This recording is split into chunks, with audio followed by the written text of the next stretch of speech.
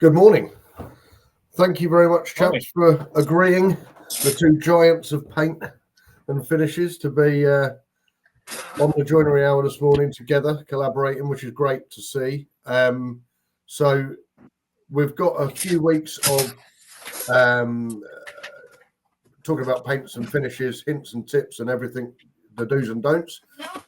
So, Craig, could you just quickly fill us in what's coming over this next 4-week module, including today? Yeah, so we've decided, because we obviously like to cover a lot of ground, so we tried to split it into a couple of segments. So this morning we're going to be talking about opaque paints and color matching. Next week we've got translucent. The week after that we're looking at surface preparation and what that entails and good machining practices. And then these topics have kind of all revolved around a date that we wanted to keep to that focuses on our final subject matter, and that's winter painting and practices. Perfect. So today we are covering opaque colour matching, and let's kick off with the first little part. So I'll be honest with you, I'd never even heard this word regarding paint in my life. It was quite an education for me to hear your explanations last time. So Steve, if you wouldn't mind just explaining the delta E and how much it influences what we actually see. Thanks, Luke. So the first thing that I wanted to start with is just explain colour matching. Colour matching is a part of paint producing. It is an art, it's highly skilled, and the people that do it have to work to very accurate levels. It's a bit like golf. We've got a game within a game. Putting would be part of golf, but it's an art itself, and colour matching is just that. So there's an international scale that paint producers use for matching. It's called delta E. This is the measurement of how much a displayed colour can differ from its input colour. That's important to remember. There's a whole library on this on the internet, so you can do some more reading should you wish. But I just wanted to try and explain it in very basic terms this morning. So if you imagine a clear sphere and you can see through it and into it, the top of that, the North Pole, would be white. The South Pole would be black. And then across the equator, we've got the compass points, but instead of north, south, east, west, we've got red, green, blue, and yellow. And within that sphere, you get colour matching.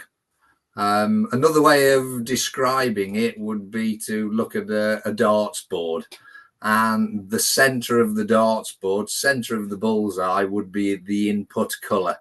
And then there is allowed variations from that within the colour and the light and dark spectrum away from that. So if you take the triple zone, if we are within the triple zone towards the bullseye, we're within accepted tolerance. If we're outside that, we're working away from these standards. But of course, if I'm working towards the 20, then I'm one side of the bullseye, as against the 3, which is the opposite side. I've got colour difference within that scale. How we measure that and how we work within that, I'm going to pass you over to Craig now to explain a little bit about the technical equipment that's used in the industry. Over to you, Craig. Yeah, so there's a couple of tools that are used within the paint industry. There's some smaller tools, such as small little colour catchers. Now, what these can do is these connect to your phone, and they're quite a basic tool. Small cost, and what these do is you load colour card libraries onto your phone, and you can scan a colour with one of these colour catchers, and it will pull up the closest colours that you've got in your library on your phone. So if you've, for instance, if you've installed RAL colors in the app on your phone, it will find the closest RAL color that what you're scanning. So that's quite a simple tool. The more common type of equipment is this sort of piece of equipment, and it's called a spectrometer. Now, these are quite a significant investment and only used by the paint companies or whoever's mixing paint. And these are like a 6-axis scanner of a particular color. So they'll work off particular software systems, but not only will they create a color, they will look for existing colors you've got in your software to match against. But one thing that these all do is they will create a color. These always are checked by eye. So it is the eye which is the final sign off for any particular color. Steve's just got some samples of how we actually check the color that we've actually produced to make sure that it is to the exact color. So we don't just go off the software; it's always quality checked by eye. Because go on, Craig. Go on. Yeah. So what we've got is every tin of paint, we'll take a sample out of that tin of paint that we turn to a color, and we'll put it on a card that we call a drawdown card. Steve's got one there. You see it on the black and white scale. So we're looking at the color on both scales, and we will match it against the standard. So the standard that we have matched, the bullseye color, we will look at that color that we've produced against the standard. So the drawdown cards being black and white are also not just to look at the color, but help us look at the opacity and coverage of the color. So in a typical example, that's what they would look like in a drawdown. And that's a fairly simple thing to do. As Craig said, small sample of the paint, probably with a teaspoon or something like that, nothing more technical. And you dab it on, and then you have a drawdown bar. The drawdown bar has micron measurements on it. So it has flat ends at flat parts at both ends. And then you use something like a glass plate because that's really flat. And then you draw the paint across a film at the microns that you would recommend that is applied at. So the accuracy is in line with the factory application specifications, and then you can look clearly at the color. Not to cross across other subjects, but the light that you look at that color in is a key element, but we'll cover a little bit more of that later. Sure. So what measurement is a color deemed to be a good or close match? How is that? What is the measurement? So in general, you carry on with that. When we input a color, so what we're scanning the color as, or the sample color, that is a delta E of 0. So then the tolerances away from that 0 are then the tolerance that we work within. So usually if we go for anything under a delta E of 1, we'll be moving away from the bullseye of the dartboard towards the triple lines. Yeah. So if we're looking on a dartboard, that triple, where we got the triple numbers, anything inside of that, we're inside a delta E of 1. And pretty much usually the color match on them delta E's at 1, you would say, yes, that's a really good match. But what we have to be careful of is that what we're matching, or what a customer is actually asking for, is the same as what we're creating the color. So different manufacturers, like Steve's already said, different manufacturers might go a different side of the bullseye. So it's always important that we are working off the exact color that the customer wants. Sure. Yeah. And an example of this, Luke, would be the lignum windows and the doors. So if a manufacturer is producing the windows in-house, but bringing the door in coated, they could actually end up different colours.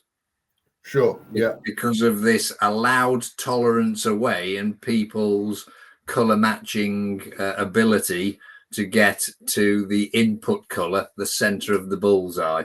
Yeah. And So the window could be, it could still be in tolerance, what you're saying, from the bullseye, but the window could be towards the 3 and the door could be towards the 1. So you're not the same side. Correct. And the paint companies would both argue that they're within the accepted tolerance, they've done their job, but the manufacturer didn't make sure that there was a colour match. Sure. So, and that's when we go back to the drawdown cards of everybody sharing their information and somebody making sure, the manufacturer, that the accuracy of colour that they're supplying to their customer is good and acceptable and signed off. Perfect. So when ordering opaque colours, if our joinery manufacturers are obviously ordering with the paint guys, what information is essential for you guys as a manufacturer to have to consider getting the right colour? Very good question. So I'll give you an example. We in the paint industry are allowed to produce a colour match to a farrow and ball colour. If we boast that it is farrow and ball colour, we're illegal.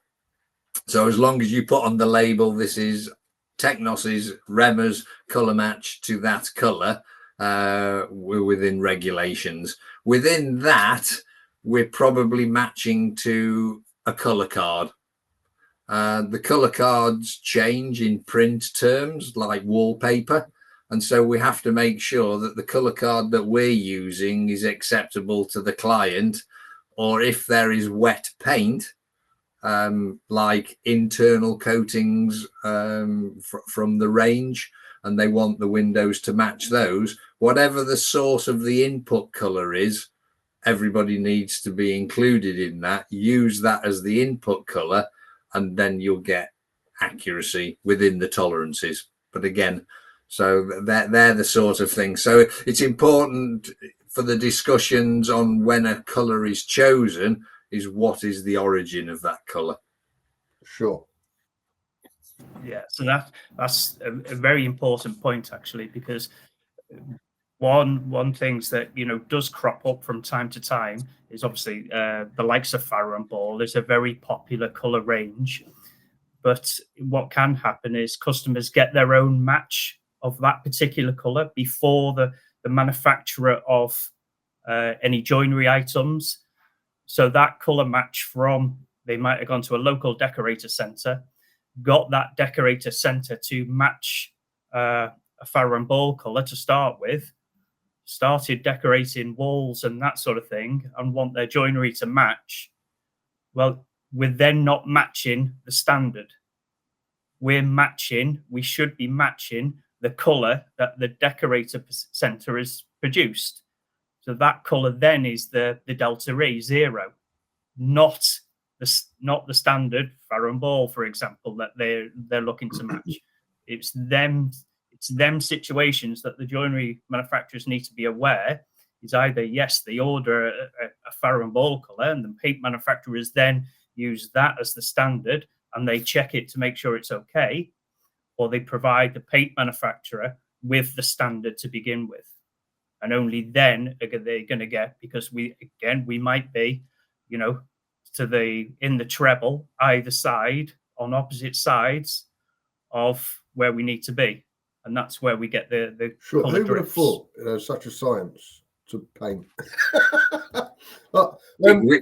we do, because we work in it. Clearly, you do it all day, every day.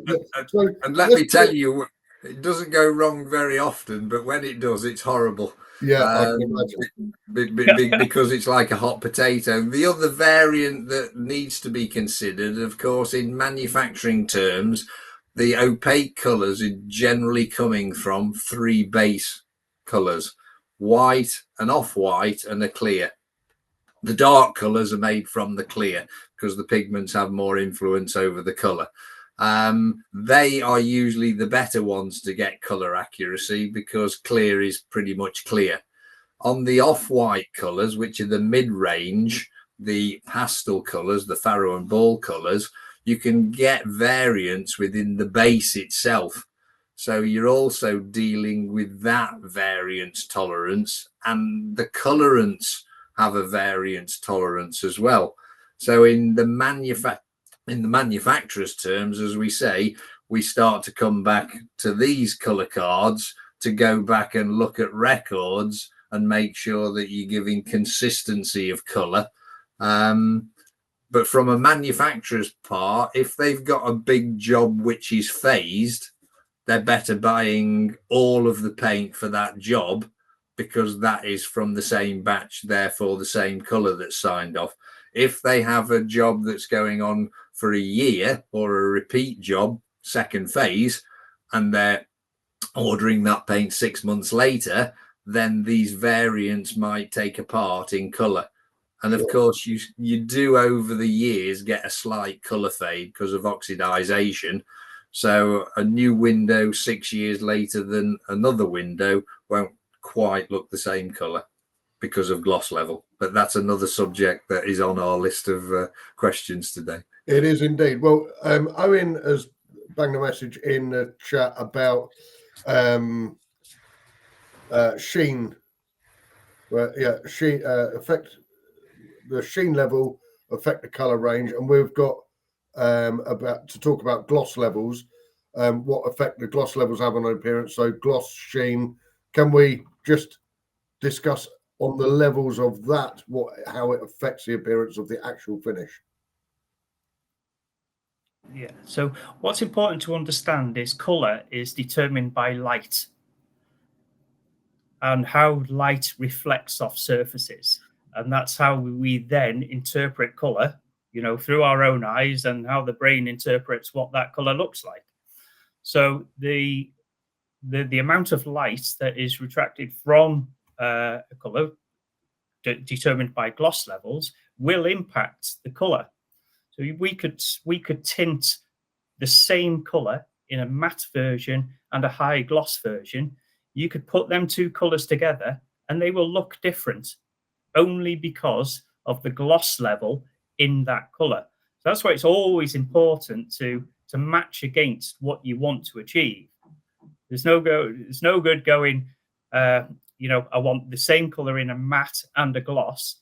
To get a perfect match, you may have to adjust one or the other to get a better, closer match so they look the same to the eye off the two different gloss levels. Sure. So, and that sort of morphs into the next question that's in the chat about timber types.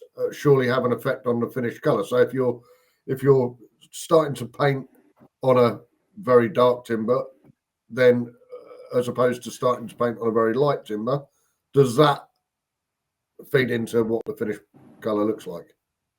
And it's likely to be the grain definition on an opaque color. We'll cover translucence next week, which is a bit more of an in-depth and slightly different. But in real terms of sheen, gloss level, and grain character, if you've got open grain, then you get shadowing across the surface. That can affect the way the light bounces off and the way that the eye sees it. And of course, everybody's eyes are slightly a little bit different. I'm told that blue eyes see color differently to brown eyes, but we're talking about small elements here that affect. The bigger effect is when you've got a vertical surface of a window hitting the horizontal surface of a window board. They're the same color, but they look different. So when we're color matching, we have to be very careful of what light we choose to look at the color. And we've got light boxes which allow us to change the light from internal light to daylight, etc. So we can look at the color. What most people do is end up taking that colour outside and having a look at it in daylight. When you see a group of people stood outside a paint manufacturer's facility, all huddled round one of these, you know that there's a question over the colour match.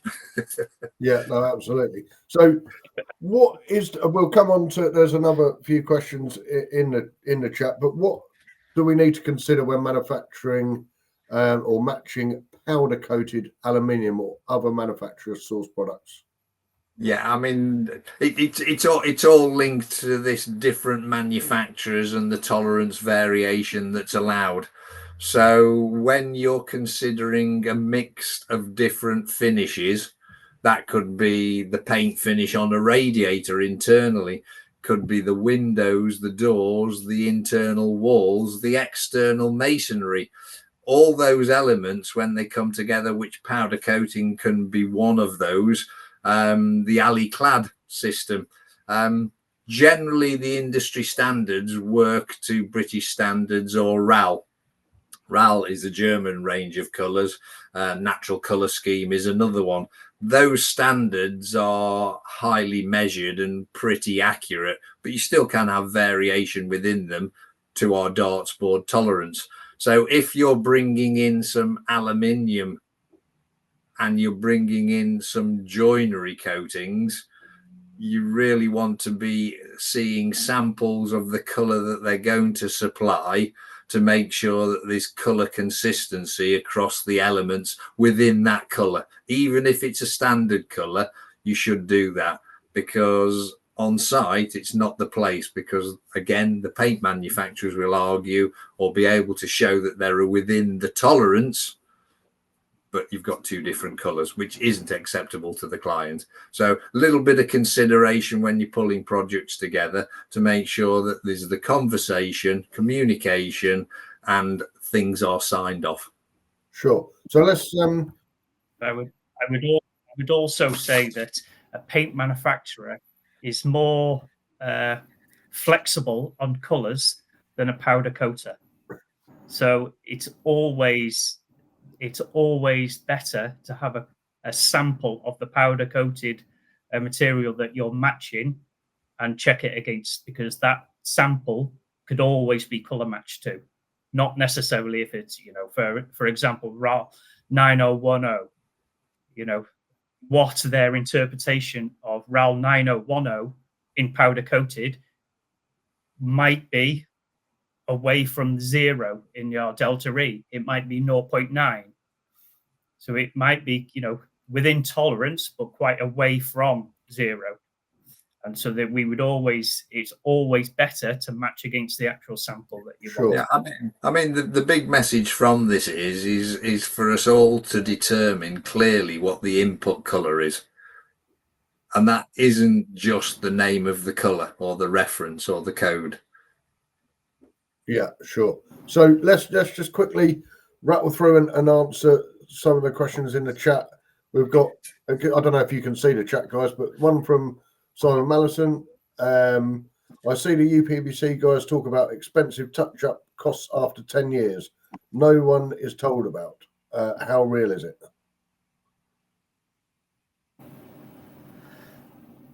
I would say it's very, very real, because is it not the service life of a UPVC window, 10 years? It's because of the degradation of the UPVC, then they start to look a bit, 10 to 15 years is probably the service life of the window, purely because of the degradation to the surface of the UPVC. Yeah, they could be painted, and there are companies out there now doing painting for UPVC windows. But yeah, I would say it is expensive, and it is a real thing. Why would you want to paint a UPVC window when you can replace it with a timber one? Come on. Exactly. The other thing with PVC is, of course, as soon as you start rubbing it and working with it, you put static into it. Static attracts the dirt, so it's a terribly difficult thing to do, to paint a plastic window that's holding charge. timber windows are far more flexible, and the coatings are easy to apply. To get a very smooth surface finish on plastic, you've really got to spray on site rather than brush. So it's easy to talk about, not easy to achieve. Simon said, I meant about timber windows paint.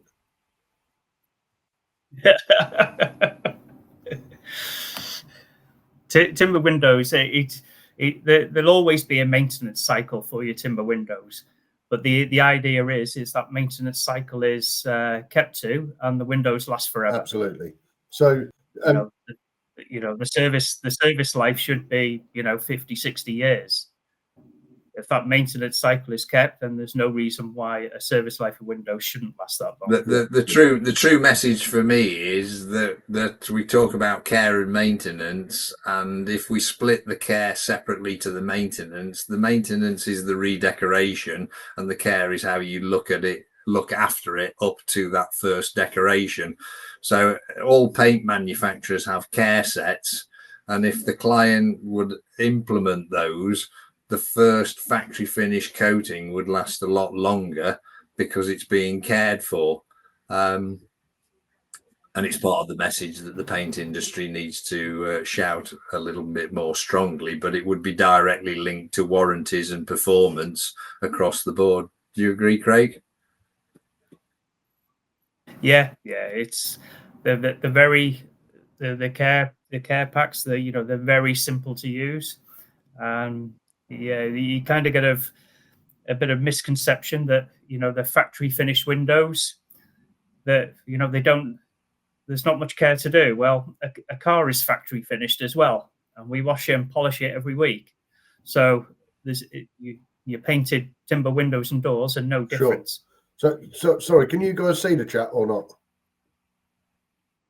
Yeah. Yep. So I think we've pretty much answered Steve Spitty's question, I believe, guys. Basically matching, rather than matching a rail color, match a sample. Oh. Okay, so there's one question there: mixed to a RAL, ordered paint mixed to a RAL color, but when it turns up, it looks slightly different. So this is what we've been talking about. So if a RAL color is, everybody has the RAL color cards, that'll be used as delta E0, and generally we say up to a delta E of 1. So the lower the number, the better. Up to a delta E of 1 is usually a good color match and usually acceptable. It's always checked by eye, but then if you find that it's not what you expect, then there could be a difference in what RAL card you've got, what RAL card the paint manufacturer's got. They're usually pretty good, but there is tolerances in the print of them. Yeah, it's always best thing is to have the correct input source. Perfect. Okay, well, before we run out of time on our actual joinery hour, let's go back to the floor, and we can take other questions in the group, or well, you guys can, because you know what you're talking about. So we'll finish there. Thank you very much indeed, Craig and Steve. Sorry we lost you, Steve, at the end, but you only missed one question. So we will go back to the floor and continue our conversation. Thank you very much.